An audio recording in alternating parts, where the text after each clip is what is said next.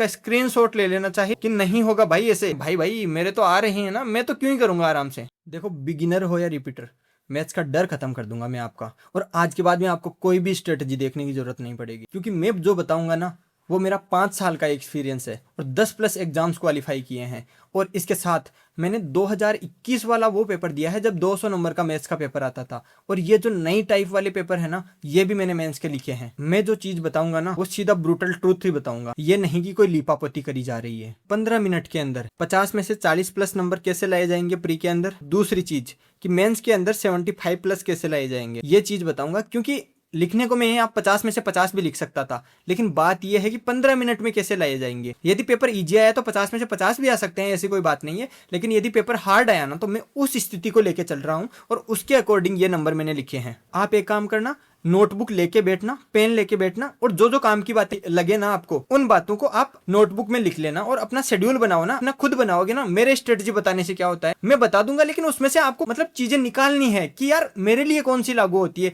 वही काम किया आपके लिए। मैं जो बताऊंगा वो सीधा का सीधा कभी काम में नहीं आ सकता। ऐसे तो चाहे आप 50 लोगों की स्ट्रेटजी देख लो, कोई मतलब नहीं है उस चीज का। और मैं बताऊंगा आपको कैसे आपको बेसिक्स पे काम करना है, कैसे आपको अर्थमेटिक पे काम करना है, कैसे आपको कैलकुलेशन पे काम करना है, कैसे आपको एडवांस में काम करना है, और कैसे आपको मॉक पे काम करना है। यही 5 चीजें इंपॉर्टेंट होती है मैथ के अंदर। अब आती है आपकी स्लाइड नंबर 1, जिसके अंदर स्टेप 1 दिखाई गई है। इसके अंदर आपको क्या करना है, आप किसी भी एक टीचर को पकड़ना, जो टीचर आपको अच्छा लगता है। अभिनय सर से करना चाहते हो अभिनय सर की क्लास ले लेना, गगन सर से करना चाहते हो गगन सर से ले लेना, बुथेश सर से करना चाहते हो बुथेश सर से कर लेना। पहले उनकी कॉन्सेप्ट क्लियरिटी की थ्योरी की बढ़िया सी क्लास लेनी है। क्लास जब कंप्लीट हो जाए ना, के बाद में आपको प्रैक्टिस करनी है, टाइम प्रैक्टिस करनी है। टाइम प्रैक्टिस का मतलब सीधा सा ये है, आपको सेक्शन टेस्ट की फॉर्म में प्रैक्टिस करनी है। ऐसे नहीं कि आप किसी ऑफलाइन बुक से लगे हुए हो। अब ऑफलाइन बुक वाला जमाना गया, करने को आप कर सकते हो। जो लोग एडवांस है वो कर सकते हैं, मैं उनकी बात कर रहा हूँ। जो मतलब रिपीटर है उनका मतलब बेस कमजोर है कहीं ना कहीं। और दूसरी वो लोग जो मतलब पिछली बार उन्होंने प्री दिया था, प्री नहीं हुआ और अब वापस वो तैयारी करने की सोच रहे हैं, वो तैयारी कर रहे हैं, उनके लिए मैं बता रहा हूँ। तीसरी आपको क्या करना है कि एक नोटबुक बनानी है जिसके अंदर आपको वो क्वेश्चंस लिखने हैं जो कि बार बार गलत होते हैं और वही सेम टाइप गलत होती है। ये तीनों चीजों पे आप काम करोगे ना, तो एक लेवल के बाद में आपका स्कोर अपने आप ग्रोथ करने लग जाएगा। इसके बाद में आती है स्टेप 2। स्टेप 2 के अंदर आपको क्या करना है, आपको सेल्फ ऑडिट करना है कि सबसे पहले कॉन्सेप्ट के ऊपर काम करना है जो आपने कर लिया। इसके बाद में आपको क्या करना है, स्पीड पे काम करना है, आप इसके जस्ट बाद में करने वाले हो। स्पीड पे काम करने के बाद आपको एक्यूरेसी के ऊपर काम करना है। एक्यूरेसी के ऊपर काम करने के बाद आपको फॉर्मूला बुक को proper time to time revise करना है। ये नहीं कि हाँ फॉर्मूला बुक या तो किसी टीचर की पढ़ी है तो उसको भी रिवाइज करना है और खुद ने बनाया तो उसको भी रिवाइज करना है। और उसके बाद में आपको टेस्ट आते हैं ना, जब लाइव टेस्ट को हमेशा ऐसे सोच के देना है कि ये रियल एग्जाम में आप दे रहे हो, उससे आपका एग्जाम टेम्परामेंट बनेगा। और जो साइड में चीजें लिखी है ना, ये आप अपने आप खुद से भी पढ़ सकते हो, क्योंकि मैं आपको इंपॉर्टेंट जो काम की बात है ना वही समझाने पे फोकस कर रहा हूँ। ये साइड वाली चीजें आप अपने अकॉर्डिंग, जैसे कि कोई बिगिनर है तो वो उसके अकॉर्डिंग देख ले, जो कि प्रो है वो उसके अकॉर्डिंग देख ले, ये खुद से समझो। समझ रहे हो आप मेरी बात को। इसके बाद में आएगी स्टेप 3 के अंदर क्या बताया है, आपको इंजन के ऊपर काम करना है। इंजन क्या, जो कि रूट होता है। मैथ्स का रूट क्या होता है, परसेंटेज होता है, रेशियो प्रपोर्शन होता है, और उसके अलावा मतलब सबसे ज्यादा काम में आने वाले टॉपिक होते हैं ना, वो सब होते हैं। तो आपको क्या करना है, यदि आपका कोर्स कंप्लीट हो गया ना, किसी भी टीचर ने मैराथन डाल रखी होगी या फिर 2-2 घंटे में सबने रिवीजन करा रखा है, जैसे कि उनकी क्या करनी है, वो क्लास करनी है। स्पीड के अंदर काफी टाइम हो जाता है ना, तो अपन भूल चुके होते हैं कॉन्सेप्ट, वो क्लास करनी है और स्पीड में उसी टॉपिक के 60 क्वेश्चन कर लेने हैं। 60 क्वेश्चन करने के बाद उसी का कोई भी टेस्ट दे देना है, और टेस्ट यदि दो तो ठीक है, नहीं दो ना तो उसमें क्या करना, आपको जो सवाल नहीं आए उनको आपको अंडरलाइन कर लेना है, वही एरर लॉग के अंदर लिख लेना है। और लिखो नहीं तो उसका स्क्रीनशॉट लेके साइड में रख लेना है एक जगह, एक टॉपिक के, ताकि आप दोबारा भी कर सको उनको। स्टेप 4 के अंदर आपको क्या करना है, टॉपिक्स को प्रायोरिटी पे रखना है। जो कि ज्यादा वेटेज होता है वो है जो आपकी रूट डिसाइड करता है। अब आपके एक बार 5 से ज्यादा टॉपिक हो जाएंगे ना, तो आपको क्या करना है, उन 5 टॉपिक को एक साथ लेना है। उनके बेसिक्स आपको अपने नोट्स से क्लियर करने हैं जल्दी जल्दी, और यदि आपके पास नोट्स नहीं है तो जो स्क्रीनशॉट लिए थे उनसे क्लियर करना है। बाद में आपको 5-5 टॉपिक को एक साथ मिक्स करके वेराइटी क्वेश्चंस करने हैं। ऐसे मान लो कि हर चैप्टर के 10 क्वेश्चन से उठा लिए, 5 चैप्टर है तो 50 क्वेश्चन हो गए। 50 आपको डेली करने ही करने हैं। उस चीज से आपकी स्पीड बनेगी। स्पीड बनने के बाद आपको क्या करना है कि सेक्शन टेस्ट देना है, जो मिक्स आता है ना सबका, वो सेक्शन टेस्ट देना है। ये वाली चीज सबसे ज्यादा काम करेगी आपके लिए। अब आता है फॉर्मूला सिस्टम। फॉर्मूला सिस्टम में आपको क्या करना है, जब टीचर से आप पढ़ोगे ना तो आपको डेरिवेशन टाइप वो करवाएंगे कि ये कहां से बना, कैसे बना, उसको अच्छे से समझना है। क्योंकि कई बार क्या होता है, फॉर्मूला याद नहीं आता तो वहां भी डिराइव कर सकते हैं अपन इंस्टेंट भी। उसके बाद में उसको लिख लिख के याद करना है। याद याद जब हो जाएगा उसके बाद में अप्लाई करने के लिए आप क्वेश्चंस प्रैक्टिस करोगे, प्रीवियस ईयर करोगे तो उसमें आपको अप्लाई करके देखना है अच्छे से, और उसके बाद में बार बार रिवाइज करना है। डेली आपको 10 से 15 मिनट देनी है फॉर्मूला रिवीजन के लिए। टेस्ट के अंदर जैसे ही उस चीज से सवाल आएगा तो आपको वो फॉर्मूला दोबारा याद आ जाएगा। और आपको डेली फॉर्मूला ड्रिल के अंदर क्या करना है, आपको ऐसे करना है, डेली 10 मिनट तो आपको फॉर्मूला रिवाइज करना है,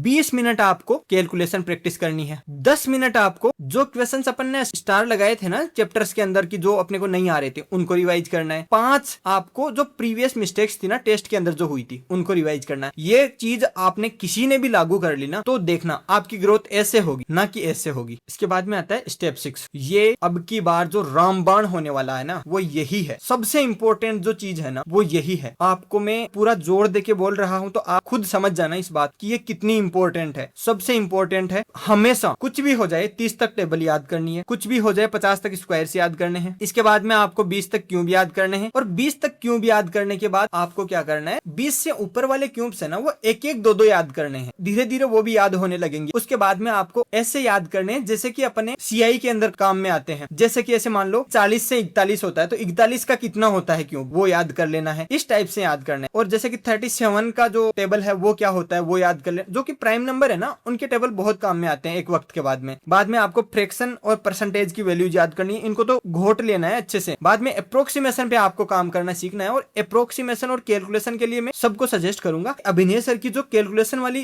ट्रिक्स है ना, आप चाहे बेच ना भी लो ना तो यूट्यूब पे जितनी भी पड़ी है ना वो तो जरूर देखना, वो बेस्ट है आज के टाइम पे। और अब की बार तो वो ऐसे मान लो सबके लिए रामबाण साबित होगी, तो वो आप जरूर करना। और कैलकुलेशन के अंदर भी आप एक चीज ये और कर सकते हो, आपको क्या करना है कि जब आप कर रहे हो ना कैलकुलेशन तो आपको लिखना कम से कम है और सोचना ज्यादा है। उसको दिमाग में ही करते जा रहे हो, लास्ट यूनिट डिजिट से उड़ा रहे हो, इस हिसाब से करो कि मतलब आपको लिखना कम पड़े। दूसरा, आपको अप्रोक्सीमेशन पे बहुत अच्छे से काम करना है। इतने दिन चल जाता था काम बिना काम करे, पर अब तो करना पड़ेगा। तीसरा, आपको लंबे लंबे मेथड है ना उनको अवॉइड करना पड़ेगा, क्योंकि अब नहीं काम चलेगा ना। 15 मिनट में यार कैसे होगा, लंबे लंबे मेथड से करोगे तो 2 सवाल में 2 मिनट लग जाएंगे, तो वैसे भी नहीं होगा। तीसरा, मैंने बताया ना यूनिट डिजिट से, लास्ट डिजिट जो होता है उससे आपको देखना है कि हाँ ठीक है ये हो रहा है तो उसी से करना है। तो ये वाली स्लाइड बहुत इंपॉर्टेंट है, इसका स्क्रीनशॉट ले लेना चाहिए। बात ये है कि इसके अकॉर्डिंग काम करना, कैलकुलेशन पे काम करोगे तो ही होगा, अब की बार ऐसे नहीं होगा। मैं बहुत जोर देके कह रहा हूं तो आप इस बात को समझो कि नहीं होगा भाई ऐसे। चाहे आप कितनी भी कोशिश कर लेना, यदि कैलकुलेशन पे काम नहीं करोगे ना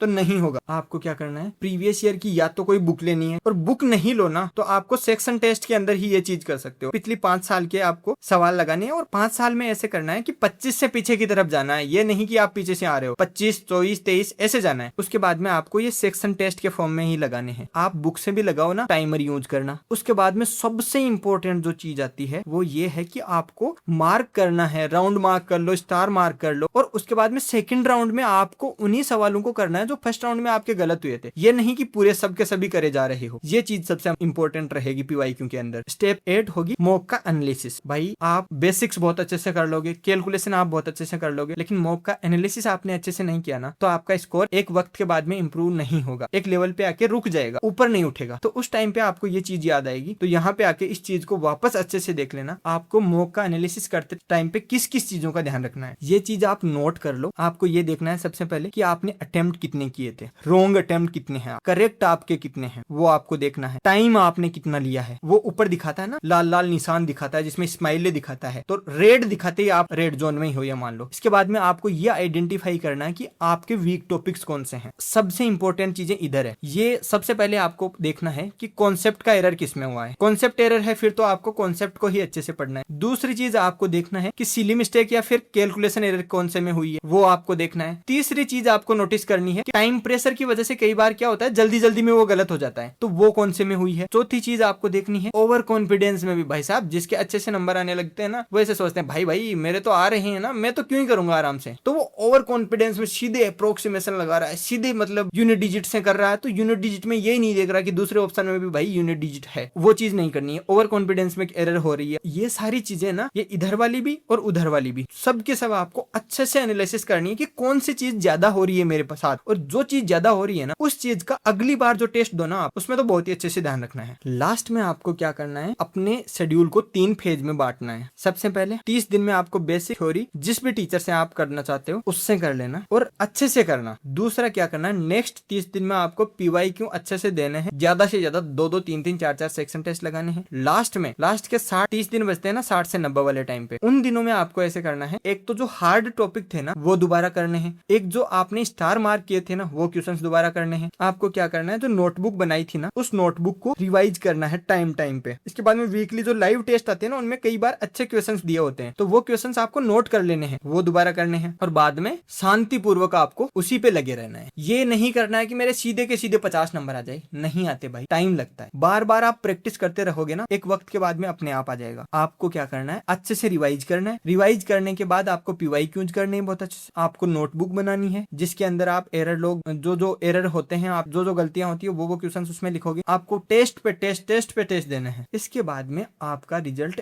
100% अच्छा आएगा। ये तो हो गई स्ट्रेटजी। अब मैं साफ शब्दों में आपको बताऊं, आपको क्या करना है, अच्छे से थ्योरी करनी है, स्पीड में करके निपटाओ, PYQs को बहुत अच्छे से निपटाओ। जो इजी होते हैं ना उनको तो आप देख के करो। अब मैं आपको 15 मिनट का गोल्डन रूल बताने जा रहा हूँ। यदि ये वाली चीज किसी ने कर ली ना तो मैं 100% गारंटी के साथ कह सकता हूँ कि वो किसी से भी पीछे नहीं रहेगा मैथ में। तो पहली चीज, डेली 2 सेक्शन टेस्ट देने हैं, बहुत अच्छे से देने हैं। दूसरी चीज, कैलकुलेशन 20 मिनट करनी है तो करनी ही है, चाहे खाना खाए बिना सो जाना, पर कैलकुलेशन किए बिना नहीं सोना। तीसरी चीज कि टॉपिक्स के जो क्वेश्चंस लिख रखे हैं ना आपने कि ये टॉपिक मेरे वीक है, तो वीक नॉर्मली लोगों के सेम से ही होते हैं, जैसे कि रिप्लेसमेंट हो गया, रेस वाले क्वेश्चंस हो गए, इलेक्शन वाले क्वेश्चंस हो गए। तो ये वो चीजें हैं जो हर किसी की गलत होती है, तो इनको आपको अलग से करना है, बार बार करना है। और अब मैं आपको जो चीज बताने जा रहा हूँ ना, वो दी वाव चीज होती है ना, वो है, इसको जिसने अप्लाई कर लिया उसकी तो बल्ले बल्ले है। आपको क्या करना है, शांतिपूर्वक बैठना है। टेस्ट देते टाइम आपको ये देखना है कि 25 में से 10 प्लस क्वेश्चंस ऐसे होते हैं जिनको आपको बिना लिखे भी आप कर सकते हो, लेकिन आपकी आदत पड़ चुकी है पेन चलाने की, सवाल देखा नहीं कि सीधा पेन चलाते हो, तो वो चीज मत करो। अब नहीं होगा 15 मिनट में। यदि आप ऐसे करोगे ना तो बिल्कुल नहीं होगा, मैं सीधा बता रहा हूँ। यहाँ कोई लिपापोती वाली चीजें नहीं होती, आपको पता है। आपको क्या करना है, क्वेश्चन को देखना है, उसके बाद में ये 5 सेकंड के अंदर डिसाइड करना है कि बिना पेन होगा या नहीं होगा। होता है इंस्टेंट, दिमाग के अंदर ही उसको सोल्व करके सीधा आंसर लगाया, आगे बढ़ो। ये नहीं कि सीधा आप लिखने लग गए। आप ईमानदारी पूर्वक आज ही एक सेक्शन टेस्ट लगा के देख लेना, या फिर कोई टेस्ट लगाया हुआ है ना उसको देख लो कि यार ये ना अपन टेस्ट लगाते टाइम देखते हैं ना तो हमें पता चलता है कि भाई यार ये तो बिना पेन पेपर के भी हो सकता था, तो मैं पेन पेपर क्यों उठाया? क्योंकि लिखने में टाइम जाता है, कितनी भी कोशिश कर लो आप, कितना भी स्पीड में लिख लो, फिर भी टाइम जाता है। दिमाग सोचने में उतना टाइम नहीं लेता। उस चीज पे आपको बहुत अच्छे से काम करना है। और इस चीज पे तो आप कहोगे ना तो मैं आने वाले वीडियोज में एक वीडियो भी बना दूंगा जिसपे कि मैं ये चीज समझाऊंगा, मैथ के पेपर में या फिर कोई भी पेपर हो, बिना लिखे कैसे सोल्व करना होता है। और मैथ में स्पेशली 10 प्लस क्वेश्चन मैं बताऊंगा हर टेस्ट के अंदर, जो कि बिना लिखे भी किए जा सकते हैं। डायरेक्ट आपको देखना है और सीधा आंसर लगाना है, सेकंड्स का काम होता है वो। आने वाले नेक्स्ट वीडियोज होने वाले हैं जीके की स्ट्रेटेजी पे, इंग्लिश की स्ट्रेटेजी पे, रीजनिंग की स्ट्रेटेजी पे, और फुल रोड मैप 75 डेज का, जो 2026 के लिए सबसे इंपॉर्टेंट होने वाला है। तो ये वीडियोज भी आपको देखने हैं तो चैनल को सब्सक्राइब कर लीजिए। और यदि आपको जो मैंने सारी स्लाइड्स दिखाई है इस पीपीटी का लिंक चाहिए तो इसके लिए आप चैनल को सब्सक्राइब करके कमेंट कर देना लिंक पीपीटी, तो मैं आपको ये प्रोवाइड करवा दूंगा। Thank you.